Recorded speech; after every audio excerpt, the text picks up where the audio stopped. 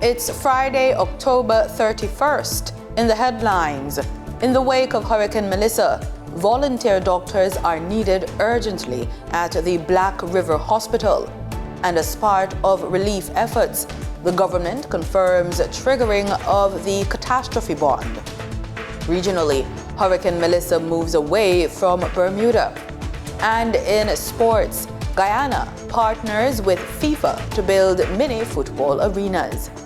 This is the Weekend News on PBC Jamaica. I'm Simone Absalom Gale.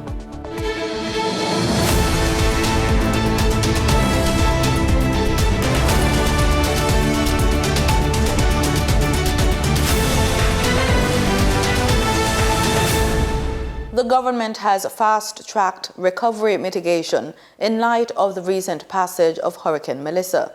The latest relief efforts were highlighted at a recent press brief. The devastation on the West is unimaginable. And so, after Cabinet met yesterday, several committees are now working. The main committee, the Relief and Recovery Oversight Committee, has been established. And that committee will be co-chaired by Minister Mackenzie and Minister Vaz. So both of them will co-chair that subcommittee of Cabinet.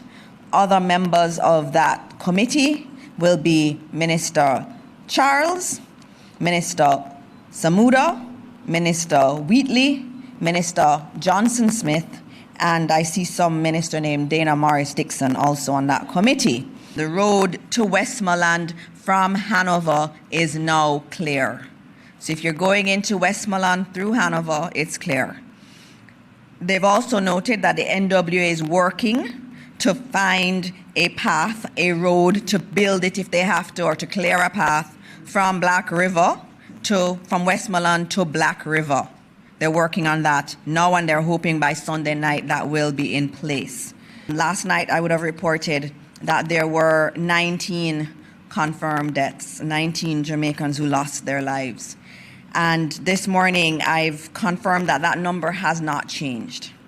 But we have reports that are quite credible of the potential of 4 bodies being in Westmoreland that need to be retrieved and 1 in St. Elizabeth. We do not count the numbers until the JCF has been able to go to the site and retrieve the body and confirm it. So we're still at 19 confirmed, but we do expect that that number will change today. And when the number changes, I will let you know. These are Jamaicans who were so devastated to know that they have lost their lives. Every single life that is lost is a huge tragedy.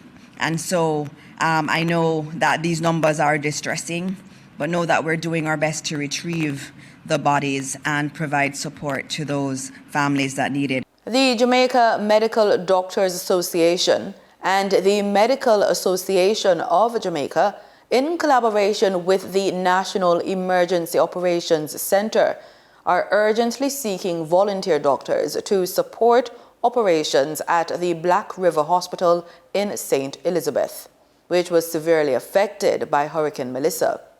The call is for medical personnel to serve 28 to 48-hour shifts starting today. Immediate past president of the JMDA, Dr. Mindy Fitzhenley, said the appeal aims to relieve doctors who have been working continuously since Sunday, October 26, noting that the effort is part of a coordinated national response involving both public and private sector physicians. Jamaica's catastrophe bond has been triggered following the devastation caused by Hurricane Melissa. Speaking at a special press briefing on Hurricane Melissa recovery on Thursday, Finance Minister Favour Williams had explained that hurricane relief funds will be accessed through the National Natural Disaster Risk Financing Policy. That framework consists of several layers. The first layer that we can immediately call on is the contingencies fund with $5.3 billion. Then we have the National Natural Disaster Reserve Fund with $1 billion. There are some conditions that apply, and we'll work through those. Layered on top of that are our different insurance policies. She says the country also has 2 insurance policies. The Caribbean Catastrophe Risk Insurance Facility that could pay out $96.1 million and an excess rainfall policy that could pay out $37.3 million. Those are also parametric insurance, meaning preset conditions, and those will be calibrated, and we will get information as to whether or not there would be a payout from that insurance. On top of that, we do have the catastrophe bond, otherwise called CAT bond, for a potential payout of $150 million. Public transportation is slowly returning to normal in the corporate area following the passage of Hurricane Melissa. The Jamaica Urban Transit Company has resumed regular service. Energy, Telecommunications and Transport Minister Daryl Vaz says the JUTC rolled out 175 buses across the Kingston Metropolitan Transport Region, serving routes in Kingston, St. Andrew, Portmore and Spanish Town. Those buses are going to stay on the routes, the rural routes, West Rural and East Rural. The road conditions and damage are bad, so we're unable to get into those areas. And the Rural Express, JUTC Rural Express, will discontinue the legal service until obviously access is accessible. He also notes that the Montego Bay Metro will only be able to offer limited service due to the extensive damage to the road network in St. James, one of the hardest hit parishes. Both are serving as best as possible. Obviously, Montego Bay St. James got a bad hit as well, so it will be limited service. But for JUTC, and we will be providing JUTC for relief efforts to go for families who want to get down there to help their loved ones. JUTC will be crafting something to assist in getting more people in one bus than having 5 or 6 cars trying to do the same thing. The minister says his team will continue to monitor road conditions and restore full transportation services as soon as it is safe to do so. Customers across several parishes are now experiencing restoration of their water supply as a number of National Water Commission facilities resume operations. The National Water Commission says over 20 water facilities were restored on Thursday, October 30. Despite challenges posed by high turbidity, power supply outages, and down power lines, dislocated pipelines, lack of access to facilities, and other hurricane-related damages, significant progress has been made. Portfolio Minister Matthew Samuda gave an update at a special press briefing on Hurricane Melissa recovery. The Mona and Hermitage systems are currently operating via generator, so you would note that you're getting sporadic supply as opposed to no supply in those areas. The Tullow Springs, which is the third major system that supplies southern St. Andrew and certain sections of Kingston, is operating with full JPS supply, but is impacted by some turbidity. Here's a look at the water supply systems by parish that have been restored.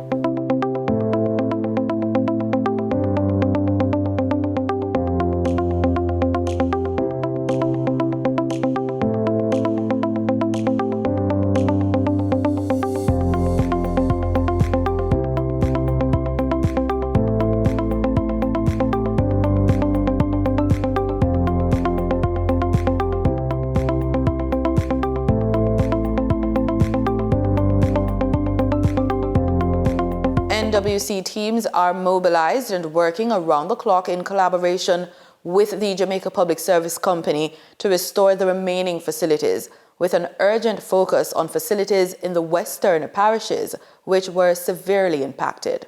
The Great River water system is on the boundary of St. James and Hanover. It Its intake pipes were dislodged and washed away in the storm. The Great River water system serves just under about 35 to 40% of St. James and most of Hanover up to about Logwood. So you understand the disruption that this will indeed cause. Contractors have already been mobilized. The pipes are already on site. He says assessments are ongoing to determine the full extent of damages and prioritize further restoration efforts. The Jamaica Customs Agency is moving to ensure the swift and efficient processing of disaster relief and humanitarian aid entering the country in the aftermath of Hurricane Melissa. Chief Information Officer at the JCA, Andre Williams, says the agency has been working diligently to put all systems and coordination mechanisms in place to support the national relief effort. He explained that all persons and organizations intending to send disaster relief or humanitarian aid to Jamaica must do so through the Office of Disaster Preparedness and Emergency Management, ODPEM. To facilitate the process, the JCA has established a dedicated email address, emergencyreliefclearance@jca.gov.jm, and has posted relevant guidance on its website and social media platforms. Members of the public seeking more information on the importation procedures for disaster relief can contact the JCA via email at emergencyreliefclearance@jca.gov.jm or by calling 876-922-5140.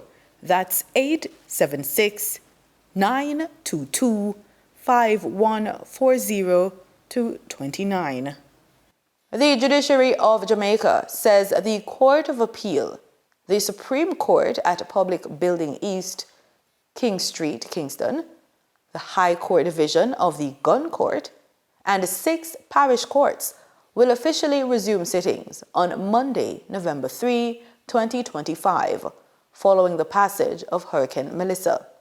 The parish courts that will reopen are the Family Coroners, Special Coroners, Traffic, and Parish Courts in Kingston and St. Andrew, the Family and Parish Courts in Manchester, the Family and Parish Courts in Clarendon, Parish Courts in St. Thomas, Parish Courts in Portland, and Parish Courts in St. Mary, except Richmond. Both criminal and civil matters will resume in these courts. Matters that were affected or postponed during the week of October 27 to October 31 will be rescheduled and new dates communicated to litigants and other relevant parties. The dates will also be posted on the official social media pages of the Judiciary of Jamaica and website of the Judiciary. Time now for the Business Report with Denise Williams.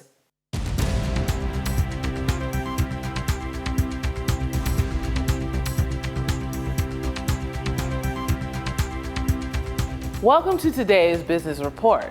I'm Denise Williams, here to bring you the stories shaping the financial world and guiding your journey to smarter business decisions. Let's dive into the top headlines. Jamaica's recovery from Hurricane Melissa could cost between US $7 billion and US $22 billion, making it one of the most expensive natural disasters in the nation's history based on estimates from Hurricane Katrina in 2005 and factoring in inflation 20 years later. Early assessments show a moderate scenario of US $7 to $10 billion to rebuild homes, roads, hospitals, schools, and power systems. A severe scenario could push costs to US $20 to $22 billion when business closures, agricultural losses, and tourism declines are included. Key figures remain uncertain as officials verify property damage, lost production in tourism and farming, and await international aid, insurance, and catastrophe bond payouts. Economists note that even the lower estimate equals more than 1/3 of Jamaica's annual gross domestic product, underscoring the scale of the recovery challenge ahead. The Small Business Association of Jamaica is strongly rejecting any suggestion of higher light bills following Hurricane Melissa.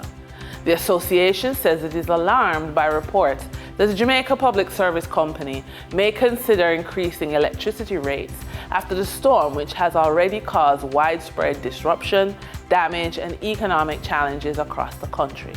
SBAJ President Garnet Reid says such a move would hurt thousands of micro, small, and medium-sized businesses that are already struggling. Mr. Reid says many operators will be dealing with property damage, inventory loss, and reduced cash flow, and an increase in electricity costs at this time would be unconscionable. He says JPS should focus on restoration and supporting national recovery instead of passing additional costs onto vulnerable consumers. For the trading period ending October 30, 2025, these were the most actively traded stocks. Wigton Energy Limited with 5,077,286 units, representing 25.27% of market sales volume. Deramon Trading Company Limited with 2,574,178 units, representing 12.81% of market sales volume. Trans-Jamaican Highway Limited with 2,399,215 units, representing 11.94% of market sales volume. We now shift our focus to the Forex market rate set by the Bank of Jamaica. On October 30, 2025, the Bank of Jamaica reported US $56.77 million purchased and US $43.63 million sold by Forex traders. Forex traders earned $1.77 per dollar, selling the US at $161.38 and buying the US at $159.61. The Canadian dollar netted Forex traders 69 cents per transaction, with selling at $115.42 and buying at $114.73. The British pound yielded Forex traders a 57-cent loss, with selling at $210.77 and buying at $211.34. You just survived a Category 5 hurricane. The roof is gone. Your house is buried in mud up to your waist. You've lost almost everything. And there's no signal, not from your cell phone, no road, no comfort of a familiar voice on the television. In that moment, your credit score doesn't matter. What matters is your will to live, your faith, and your strength to start again. The next 6 weeks will test everything inside you. You'll wake up every morning wondering how to rebuild from scratch, where to sleep, how to find clean water, how to get help when systems are down. But you will rise, because what truly carries you through isn't money, power, or a perfect credit report. It's community, resourcefulness, and the belief that this isn't where your story ends. Then, when the roads reopen, when communication returns, when help finally reaches, your credit score becomes your recovery tool. It's what helps you access loans, rebuild your home, and restart your business. So no, your credit score doesn't matter when you're standing in the mud. But your mindset, your hope, your network do. When it's time to rebuild, your credit can help you climb again. In our funded and focused feature, when a professional woman over the age of 50 faces a Category 5 event that devastates her business, It can feel like everything she's built has been wiped away. Yet this moment isn't an ending. It's a call to revision. Recovery begins by grounding yourself emotionally, reassessing your mission, and rebuilding strategically from the inside out. Instead of chasing what was, focus on what's next. New systems, smarter strategies, and digital opportunities that align with your current strength. Surround yourself with people who inspire growth, not fear. And that wraps up today's business report. I'm Denise Williams, reminding you that every financial decision is a step toward your future. Until next time, stay focused, stay informed, and keep striving for success. See you soon.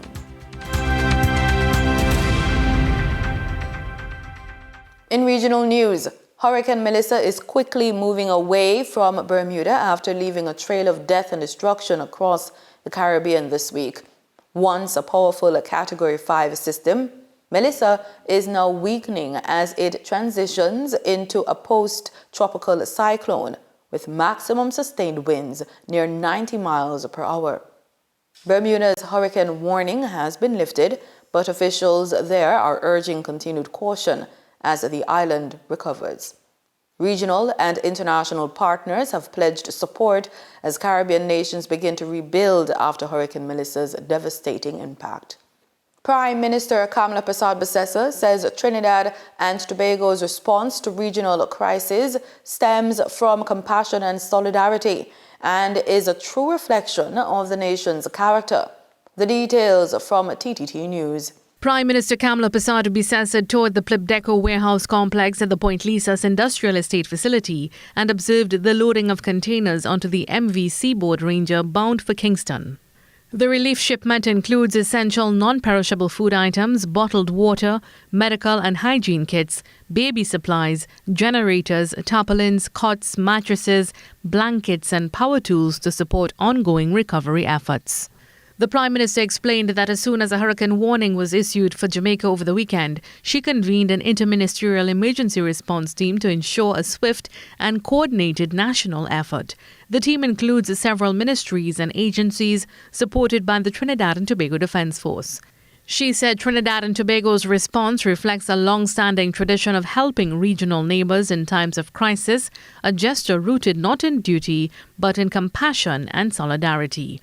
The Prime Minister also commended Jamaica's Prime Minister Andrew Holness for his leadership during the crisis and praised the Jamaican people for their courage and unity in the face of hardship. She extended gratitude to all who contributed to the operation. Special recognition was given to the Trinidad and Tobago Manufacturers Association for its role in coordinating and mobilizing local support. According to the Prime Minister, the collaboration demonstrates what can be achieved when government, business and citizens unite in compassion and purpose. She added that additional shipments and technical support may follow in the coming weeks to further assist Jamaica's recovery. Mahalia Joseph Wharton, TTT News. Minister of Foreign and CARICOM Affairs Sean Sobers indicated that Trinidad and Tobago's Defence Force and the Office of Disaster Preparedness and Management provided assistance with loading relief supplies at the Plibdeco warehouse complex. He confirmed that the items are expected to arrive in Jamaica by the weekend. At Point Lisas, we would have had several members, corporate entities that began to send goods down to Point Lisas. Minister Amin would share some more information on that. The Prime Minister toured the facility today, and upon her arrival, well, prior to her arrival, we had already loaded basically 6 containers, which will join 2 more that would leave the port this evening on its way for its first sailing to Jamaica, and we expect those goods to arrive in Jamaica on Sunday. Further afield, in October 2025, history takes a spotlight as experts gather in China for the Liangzhu Forum, an event that unearths the mysteries of a civilization over 5,000 years old. The Liangzhu Forum brings together leading archaeologists, historians, and cultural enthusiasts. It highlights the ancient Liangzhu civilization, renowned for its exquisite jade artifacts and pioneering water management systems. Marlon Samuels has more in this report of this highly advanced society dating back more than 5 millennia. This October, the world's focus was on China's Liangzhu Forum, where archaeologists, historians, and cultural enthusiasts have gathered to explore one of the most fascinating ancient sites on Earth. The Liangzhu ruins reveal a society renowned for its exquisite jade craftsmanship and groundbreaking water management systems, innovations that changed the course of human civilization. The ruins offer profound insights into early urban development and societal sophistication. Liangzhu ruins very important because we know that Liangzhu offers unique evidence for 5,000 years history of Chinese civilization. And we know that Liangzhu in 5,000 years ago was an early state-level society with the huge Liangzhu ancient city and water conservation system. And also we know that Liangzhu gets the unified belief system symbolized by the jade, such as the jade cong, jade yue, and jade bi. And also they had advanced rice agriculture. So we know that Liangzhu was fundamentally reshaped our understanding of the origins of Chinese civilization. What makes Liangzhu extraordinary is its sophisticated water management system, an ancient flood control network that ensured safe settlement and agriculture. This innovation not only protected their society, but laid the groundwork for modern water infrastructure across China.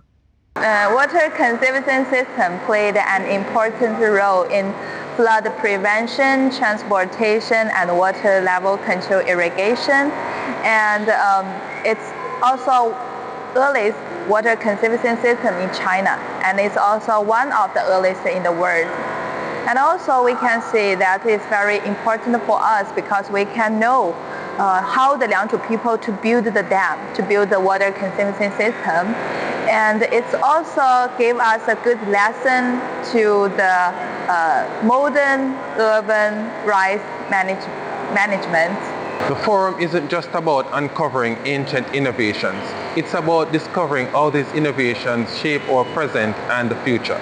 As the world explores these treasures, the Liangzhu Forum stands as a powerful reminder of China's rich cultural heritage and its lasting influence on global civilization. Reporting from the Liangzhu Forum in Hangzhou, China, I am Marlon Samuels for the news on PBCJ. In sports, we zoom in on football. Guyana is teaming up with FIFA to bring modern mini football arenas to communities across the country, with a special focus on the hinterland. President Ifran Ali met with FIFA President Gianni Infantino in Saudi Arabia during the Future Investment Initiative conference to discuss the partnership. Saudi Arabia's Minister of Sport, Prince Abdulaziz bin Turki Al Saud, also joined the talks. The project forms part of FIFA's Global Arena program, which aims to build 1,000 mini pitches worldwide by 2031, prioritizing underserved areas and schools. 2 state-of-the-art all-weather pitches are already on the way. One for Haslington on the East Coast and another for Linden. The facilities, each costing about $98,000, are expected to arrive in Guyana by December 2025. A FIFA team and the Dutch manufacturer will oversee installation before local associations take over management and maintenance. That's it for the weekend news on PBCJ. Pleasant viewing.